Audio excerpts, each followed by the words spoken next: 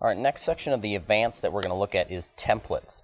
So form sets will have all of the forms in there for you. That's perfect, but if you actually want to get advanced here, and there's certain forms that you fill out pretty much the same way all the time, you can actually save that as the default way that it opens up every time. So you can go in there, fill them all out one time, and then after each form, there's an option to save that as the default for that form. Then next time when you open it, it will automatically have that information already filled out for you. And then you can still change it if for some reason you needed to, but at least it can save you a ton of time doing it. So let's go in there.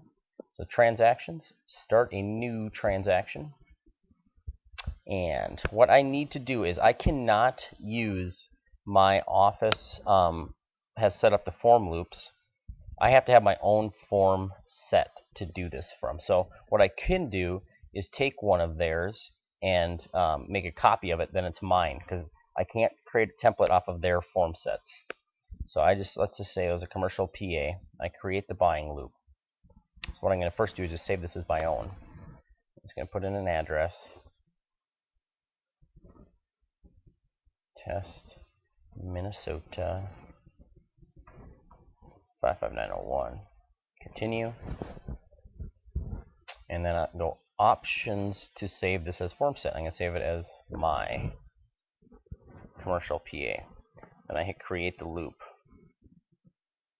And now what I actually have to do is go back. Now that I have that done, I'm going to go and I can start all over. Now I will create a loop using my commercial PA. I have to do that step. That way I can at least copy theirs. Otherwise I have to create it on my own, which I can do that too. But I'm going to go in and put all the information in, and I'll show you how this is done. 55901. Searching, and it gets nothing. Perfect. And the forms, perfect. Everything's good. And then I'm going to add the client here. I'm just going to add in that person. That's fine. Save and continue. And now, watch if certain things are filled out here like this. Until next year, I can change this as well. So next year when it happens, I can. So I don't have to put my years in there every single time. There's certain things that a box is always checked on this form. Yep. And then let's say Keller Williams is always there. All right, perfect. So I'm just going to do that as showing you. You do it to all the forms, but then you save and complete. Oh, I'm going to sign this doc just to make it happy. Sign, and I hit save and complete. And then what it's going to do is ask for my password real quick, but then what you do is there's this little box here, save form defaults. Select the information that will be pre-populated in future forms. So hit save form defaults.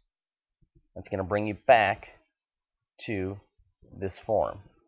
And then you're going to go in here and oh, I have to redo that. I apologize, but that's what. Then you go in here, Keller Williams, and I'll say this is checked, and I'll save and complete.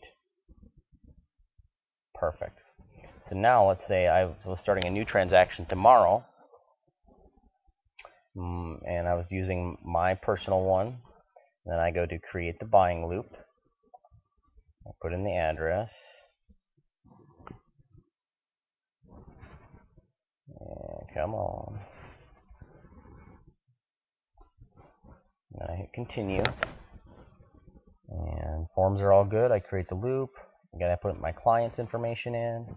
And we're just going to go with whoever pops up. Save and continue. First form. There's all that information. Keller Williams on there. The year is on there. The box is checked. So I can save myself a ton of time going in and setting up my own template if you wanted to get very advanced to using this program.